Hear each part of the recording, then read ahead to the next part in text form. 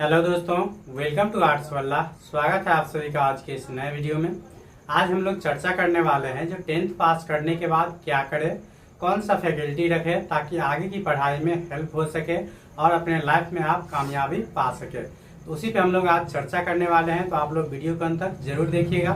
तो चलिए हम लोग शुरू करते हैं। देखिए, 10th पास करने के बाद आपके पास 3 ऑप्शन खुल जाता है। 3 ऑप्शन खुलने का मतलब क्या होता है, या तो आप साइंस रख सकते हैं, या आप कॉमर्स रख सकते हैं, या आर्ट्स रख सकते हैं। इसी को हिंदी में बोलेंगे, साइंस को हिंदी में बोला जाता है विज्ञान, कॉमर्स को बोला जाता है वाणिज्य और आर्ट्स को बोला जाता है कला। तो आप 10th पास करने के बाद ये तीनों में से किसी एक फैकल्टी को चूज करके और आगे की पढ़ाई कर सकते हैं। और उसके बाद जो रहता है, जो ये तीनों में से हम क्या चयन करें ताकि हमको आगे की पढ़ाई में हेल्प हो सके। तो देखिए, ये तीनों जो है चयन करना क्या होता है, तो ये कोई विशेष बात नहीं है। आपको जिस चीज में इंटरेस्ट है उसके अनुसार आदमी क्या करता है, तो फैकल्टी चूज करता है। मान लीजिए किसी को मैथ पढ़ने में इंटरेस्ट है, तो वो क्या करेगा, तो वो आर्ट रख के कभी मैथ नहीं पढ़ सकता है, इसीलिए वो क्या करेंगे, तो साइंस रखेंगे। साइंस में भी क्या हो जाता है, 2 टाइप से हो जाता है, एक बायोलॉजी से और एक मैथ से। तो मैथ से वो विद्यार्थी रखते हैं जनरली जिनको आगे जाके इंजीनियरिंग करना है, वो रखते हैं। और बायोलॉजी से जो रखते हैं 12th या इंटर, तो वो जनरली उनका लक्ष्य रहता है जो हम आगे जाके डॉक्टर बने। देखिए, मेन यही रहता है, साइंस कॉमर्स और आर्ट में मेन अंतर यही है, जो साइंस वाले स्टूडेंट सिर्फ डॉक्टर और इंजीनियर बन सकते हैं, बाकी आर्ट्स वाले ये नहीं बन सकते हैं। बाकी ऐसा कोई जॉब नहीं है जो आर्ट्स वाले नहीं कर सकते हैं। ऐसा आदमी के मतलब मेंटलिटी बन जाता है, जो आर्ट्स रखने वाले बच्चे अक्सर कमजोर होते हैं।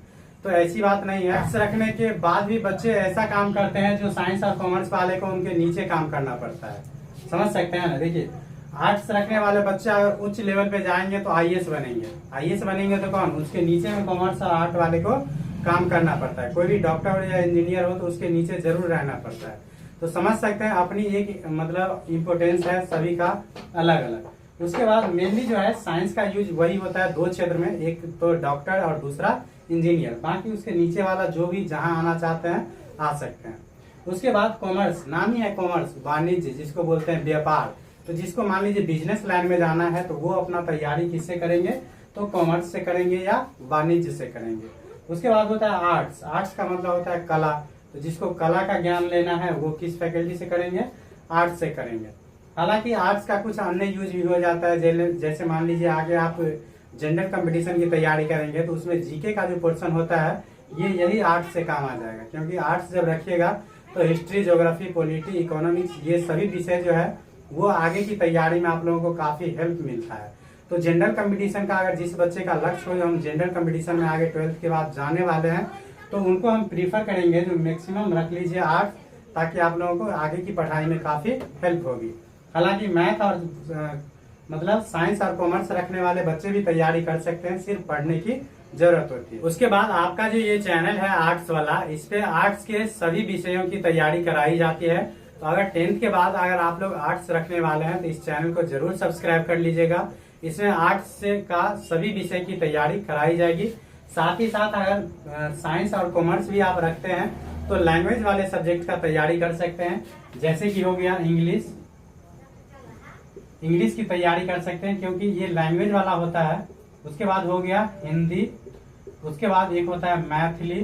तो ये तीनों सब्जेक्ट की तैयारी जो है, आप अगर साइंस और कॉमर्स भी रखेंगे तो भी आप इस चैनल के माध्यम से इस लैंग्वेज वाले सब्जेक्ट की तैयारी कर सकते हैं। हालांकि कोई भी फैकल्टी लीजिएगा तो आपको 2 लैंग्वेज वाला पेपर रखना ही रखना है, या तो इंग्लिश हिंदी रखिए या इंग्लिश मैथिली रखिए। कोई भी 2 सब्जेक्ट जो है मतलब लैंग्वेज वाला लेना ही पड़ता है। बाकी आप साइंस रखेंगे, अगर मैथ से रखेंगे तो एक हो गया मैथ, दूसरा हो गया फिजिक्स, उसके बाद केमिस्ट्री। उसके बाद इस लैंग्वेज वाला 2 पेपर रहता ही है। फिर कॉमर्स रखिएगा तो उसी प्रकार होता है अकाउंट, ईपीएस, बीएसटी। उसके बाद 2 होता है लैंग्वेज वाला पेपर। उसके बाद सेम आप आर्ट्स वाले रखिएगा तो आर्ट्स वाला में भी 3 मेन सब्जेक्ट रखना पड़ता है। जैसे मान लीजिए किसी को हिस्ट्री पसंद है तो वो हिस्ट्री रखेंगे, किसी को ज्योग्राफी पसंद है तो वो ज्योग्राफी रखेंगे, अगर पॉलिटी पसंद है तो क्या रखेंगे, पॉलिटी रखेंगे। तो 3 सब्जेक्ट इस प्रकार से मेन सब्जेक्ट रखते हैं और 2 सब्जेक्ट आपका होता है लैंग्वेज वाला। तो वो लैंग्वेज वाला सब्जेक्ट सभी का समझिए सेम रहता है, बस क्वेश्चन पूछने का जो है लेवल थोड़ा अलग रहता है। साइंस वाले का कुछ और पूछा जाता है, कॉमर्स वाले का कुछ और, और आर्ट्स वाले का कुछ और, लेकिन बुक जो है आपका सेम रहता है। इसीलिए आप लोग तैयारी लैंग्वेज वाले पेपर का यहाँ से कर सकते हैं। तो अगर आप लोग आर्ट्स रखना चाहते हैं तो आप लोग जरूर कमेंट में बताया कीजिए। उसके बाद नेक्स्ट जो आप टाइम बताइएगा उसके हिसाब से मैं इसका जो है सिलेबस स्टार्ट कर दूंगा। Thank you for watching.